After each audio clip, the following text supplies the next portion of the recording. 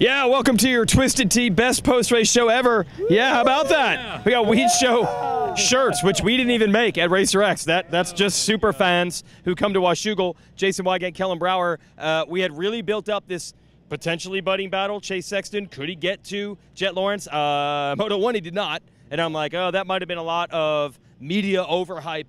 But second moto he did, and that was the compelling type of racing I think people have been waiting for. It was two guys with great form, great speed, pushing each other. It was really fun. Yeah, and they broke away much further in the second moto than they did in the first moto, so it was clearly that mono-y-mono battle that we expected to see between the both of them. And, I mean, I felt like Sexton's really pushing that ragged edge, and clearly another mistake this week, whereas Jett looks like he's metering it a little bit. He knows Chase is there. He knows when he can push a little bit. So, again, we're just doing this rodeo every week of Chase is pushing, Jett's managing, who's doing what, and Jett goes perfect again. Yeah, if you watch closely on the TV coverage, Jett made his fair share of mistakes, way more, but at the same time, this track is slippery, and it's just going to breed that. A couple other 450 stories.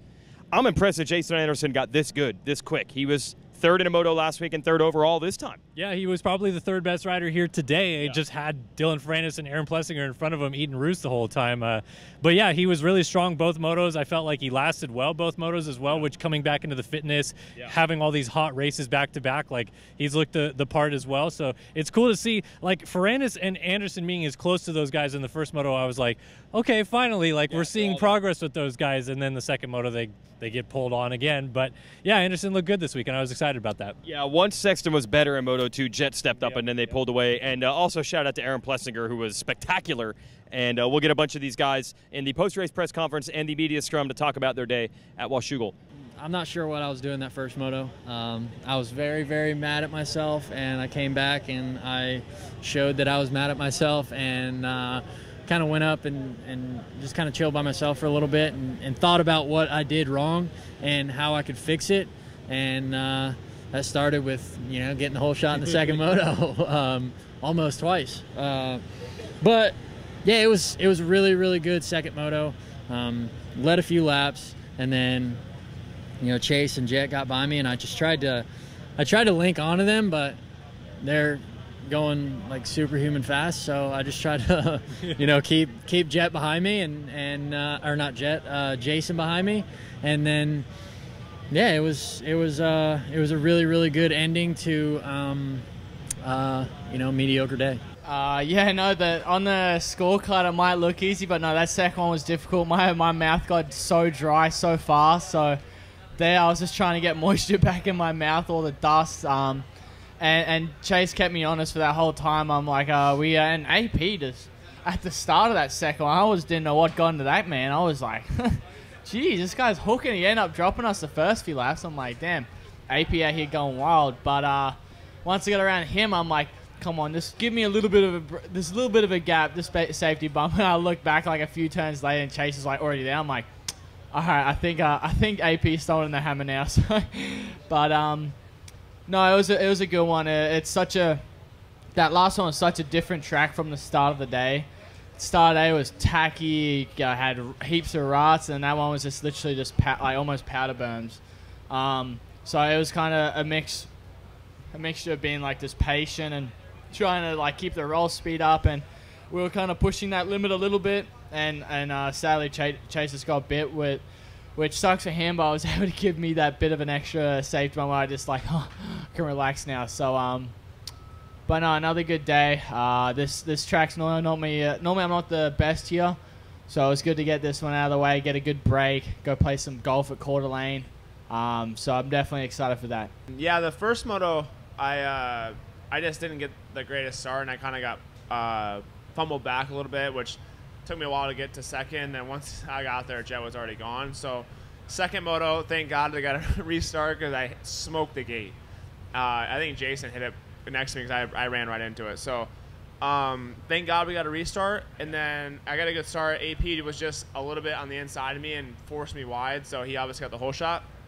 And then coming up that next hill, I was stuck in the middle. Like, do I go outside or do I go inside? Because if I follow, I feel like Jett's going to pass me. If I go outside, I could find a good line, hopefully, and try and get around AP, and ended up not working out in my favor. So got bumped back to third, and then, yeah, I rode around for a while just trying to find some good lines, and then right as I was starting to kind of close up a little bit, came down the hill, went into the corner, and just stalled it and fell over, obviously. So, yeah, the riding was good again today.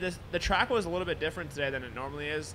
I feel like it was rougher this year than it has been, just with the sand they mixed in and stuff like that. And I also don't feel like the ruts got as deep today or as good. So, yeah, there was not much for ruts out there. So it was just a little bit different track than we're normally used to here. But yeah, overall, just still clicking away and trying to get better every weekend. It's been fun. You know, it's been definitely more fun than trying to come back and race these last 4 rounds, because man, I've been haven't had much time on the bike, and you know, being able to, you know, just being tired, you know, just being able to work my way into it has been tough. And today I was able to get, you know, 2 motos, and you know, they were decent. They weren't the greatest. I feel like I have some speed, but for me, I'm just managing my motos. You know, I feel like where I start, I can maybe make a few passes, and then just go from there. But I still feel like I have speed, but I just need a little bit more of that race fitness to be able to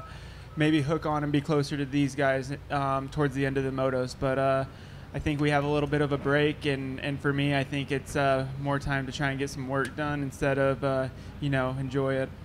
Okay, so that's our 450 class. We have 2 weekends off, 3 weeks really, for Sexton to try to improve. And Anderson, as you heard in the press conference, he's just looking to progress. I think he knows he's not going to close the gap all the way up to those guys, but he's happy with the progress.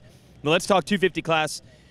We in the media talked all about this narrative of Hunter Lawrence that showed everybody what's up. Maybe not yet, man. Maybe not yet. You want to talk about closing the gap? Haiden Deegan's pass on Justin Cooper, he over-jumped it, land on the rear wheel, getting the power down, just wheeling past him. Like, that was a really awesome ride by Deegan. And I think, again, people were coming into the season, could he get moto wins? How is he going to be? He was really good in Supercross, which, again, some guys are not great in Supercross and they go outdoors and it's better. I'm more impressed with him with motocross than Supercross, and Supercross is awesome. Yeah. First one day, third and fourth career moto, or second, third career moto wins. Big day for him. Like I said, Hunter was charging, even Levi held him off at the end of their second race. There's a lot of action in the 250 class. Yeah, so Hunter didn't get the good start in Moto 1. We've seen it a lot this year. He manages it, gets a decent finish. That's fine. Moto 2, he was going after Deegan, and he crashed in the – we talked about the shadows like 100 times on the TV show, but it cost him. He went down. And it was like, well, Deegan escaped. But, dude, then all of a sudden, with about 4 laps to go, Deegan went beast mode. Can I say beast mode? I mean, he did. Yeah, he was, like I said, he was on rails. He just really quick today, and again, he's a good starter. Him and Justin Cooper up front. Yeah, it was just an awesome ride. I think, just everything's coming together. Like, we saw building and building, and then for him to get good starts, get up there in the top 5, run, and then just blow everybody's doors off. Like I said, he was battling with Kitchen, then he kind of left Kitchen then Dust, and we were like, okay. And then he started to catch Justin Cooper, and then all of a sudden it was like, boom, he got by Cooper, and it was like, all right, see you, buddy, and he just left him in the dust too. It was, like I said, everything was building, and then this was just first one day. It was huge. It was building, but the last 4 motos were really his 4 worst of the year. He said his dad had to kick him in the butt a little bit, but he also said he had to start recovery after Southwick. It was all starting to catch up with them. Whatever they did, they got it right. Remember, though, he's probably ridden this track a lot. We'll see it. Yes, it's going to be tough. All new tracks that he's been to recently. I think it was a Southwick for Loretta's qualifier, but yeah, he's following his teammates out there. Nothing like this, though. Yeah, he's just going out there and, all right, I'm following somebody that knows what they're doing, and he's just, like I said, putting the pieces together. And now, dude, when he gets back to these tracks next year, and he's not a rookie, and he's been experienced at least once, like, watch out. I know, but we can't rule out title this year, although you know Hunter Lawrence will be back. Let's talk to a couple 250 riders from the press conference and the media scrum, and then we'll be back. Maybe we'll chat with these guys. Yeah, definitely. It's go 1-1. Feels good. It's nice, though, being a rookie, no pressure on you. You just go have fun every weekend, and that's kind of paying off. So, yeah, we had fun, got some good starts. Second moto wasn't the greatest start. Top 5 still, though, so I knew I could do some work, and, yeah, we got to the lead, and, yeah, I'm excited. Yeah, I honestly felt good all day. Even in both motos, I felt good. Probably all the way up until 25 minutes into the second moto. I was pushing from the halfway point, trying to build a little bit of a gap, and yeah, 25 minutes hit, and I was falling back into the clutches of Haiden, and I knew it. So I tried to hang on, but yeah, he was ripping. So hats off to him. He was riding awesome, and yeah, took it on home in second from there. Yeah, tough day for sure. No, second moto I was in a pretty, good enough spot to do the job, and man, just pushed the front, in a pretty tricky section of little bumps and little stuff that you can't see much. And yeah, push the front and then put a charge on to get back to the boys. And when I got back, I just freaking, I was so tired. So I just did what I could. But yeah, all things considering, the 2 DNFs, not a, terrible day for a bad day. But yeah, all good. On to the next 3. Okay, so some other news and notes of the 250 class. Austin Forkner, eerily similar to his crash in Supercross, went down in Moto 1. Luckily, he was okay. Tom Vial was not okay. You got a little report there, Mitch, on what happened there? Yeah, so I just went through the pits. I didn't get to see either crash. I saw Forkner come around. I was up on Horsepower Hill. I see Forkner come around, and I didn't know what the heck happened. I was like, did his bike shut off? And then his jersey, is flapping. He's all red. And he got sucked up into somebody's rear wheel going into turn 1. It was bad. Yeah, and so I talked to him afterwards, and he was like, dude, I banged bars with somebody, fell over. He got sucked into their wheel. I think jersey, part of him got sucked in, hits one elbow on their brake rotor, hits the other elbow, hits the funny bone on the exhaust pipe. So he's got burns and cuts on both arms. And like I said, he comes around dead last. The guys out front are already come through the finish line, and people are going crazy. They're cheering for him and stuff. And he put on a charge, and I can see he's coming up through the pack, and I'm like, all right, what place is he in? Right at the end is 21st, and I was like, dude, you got to be, and he was like, you got to be kidding me, worked his balls off for that ride. And for 0 points. Yeah, so yes. After the race, I go check on him, see what the word is on Vial. They're washing Vial's bike, but it's all in pieces. I'm like, hey, talk to his mechanic, Richard.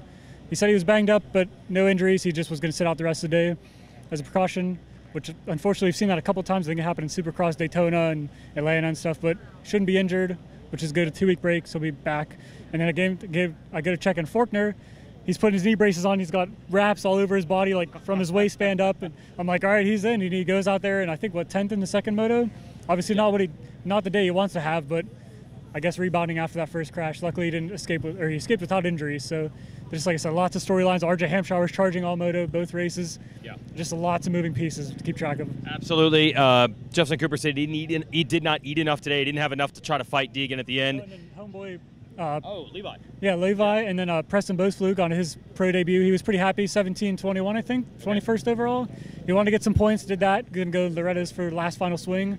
He was pretty excited. He had a cool butt patch. He's always said he always wanted to have a butt patch, so he had his first career butt patch. So yeah, he was pretty excited about that. So Levi gave the fans what they wanted for a little while. Are you guys kitchen guys? Are you kitchen guys? Well, we have to at least acknowledge kitchen here. We knew he always tends to fall back. Second moto when he got a great start. We thought that was maybe the deal, but we were going for maybe a 5-3. He ended up getting 8-3. That's what we're kind of predicting. Oh, so you weren't going 1-1 coming into the day? Absolutely not, right? I mean, going away from Hunter or J-Coop, that's pretty tough to do, especially on a track like that. But yeah, I think it met expectation, if that's a good way for it. Yeah, oh, that's good. We don't want to hear you guys are disappointed. Now we got our Washougal locals, and we have a little analysis. The gate malfunctioned in the second 450 moto, and they had to restart the race. I just learned something from you guys. They don't use this gate often. Very inoften. So that's only for the pro or if you pay for the track, right? So the mechanic, so that's all hydraulic, where the amateur races is all a mechanical drop down there on the side on the inside, which gets used almost exclusively. Yes. So then when the pros come, it's a completely different situation. So I have a feeling they're really going to dial that in for next year, because I'm sure the promoters didn't like that too much, but. Yeah, you don't want restarts when you're on live TV. Especially more than one. I think there was a couple, right? So I don't know. There were problems earlier. In the 4 motos, they were good, but I heard all day. Yeah, so I think we got to be careful. You know, obviously, I don't think a lot of the riders enjoy coming up to Washougal. We got to make sure that that's kind of dialed in, right? So is that a thing? Well, I think they know the track is tricky, but I have to say, I think today's riders are getting smart enough to be like, yeah, the track is slippery. Not every motocross track has Velcro traction. We're trying to decide who the best all-around rider is. The shadows are a little sketch. There's no doubt about it. Yeah, the gate. But what other show had the analysis of local racers to know this about this gate? Yeah, I agree with that, though. When you got a guy kind of like Jett, when he comes out, he says, I don't know if that should be on there. He's got a lot of pull, right? So we got to be careful with. There's a big showing here today. There is a huge showing. The crowd was nuts. Nuts. It's not Red Bud nuts or anything like that, right? But about as big as we've seen it here, I think, right? We're very. There's not a lot of stuff going on in Washington State. It's California or where. Yeah. I don't know where it is from there. So. Yeah, I just dialed that in, and it was a great time, though. So, yep, yeah. And the Deegan fans will travel anywhere. They were crazy on the podium. The Plessiger fans on the podium. The Jett fans on the podium. It was great. That's it. Thanks to Twisted Tea. Thanks for the support, guys. We got to hook you up. My gosh. That's Mitch, Kendra. Thanks, Kellen Brauer, for starting this show off. We're going to go. We'll see you at Loretta's in a couple weeks.